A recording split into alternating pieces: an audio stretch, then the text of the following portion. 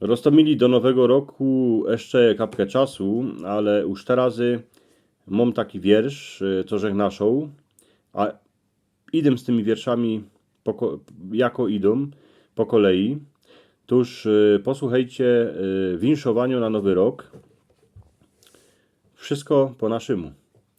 Roztomili przociele, rok my zaś przeżyli, roz było wiesioło, roz my się tropili, ale dycki do przodku, bo żywot się furt toczy. Czasem się śmiejemy, potem się łzy cisną do oczy.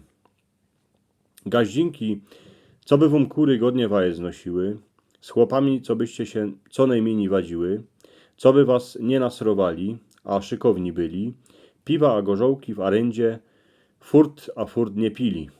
Gazdowie, co by wam ziemeczka godnie obrodziła, krowa się na jor szczęśliwie ocieliła, co by baby po was co najmniej ryczały, dycki wieczór przed spaniem słodki pusy dały.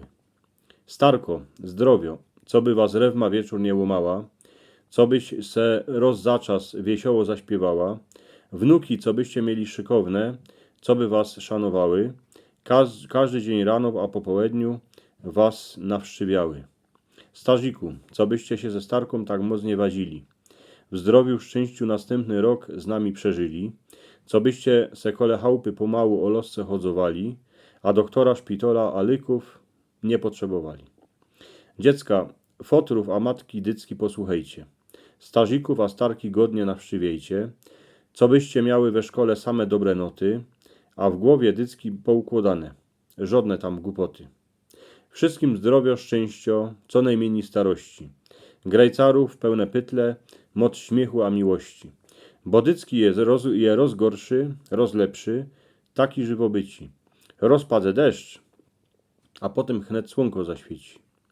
Z pąbuczkiem też se czasem powyrządzejcie, pożykać nim ma grzych, tuż o nim pamiętajcie. Jeszcze roz, wszystkiego najlepszego. Eny samej słodyczy, tego wam Tomek, synek Stella, szczerze ze serca życzy.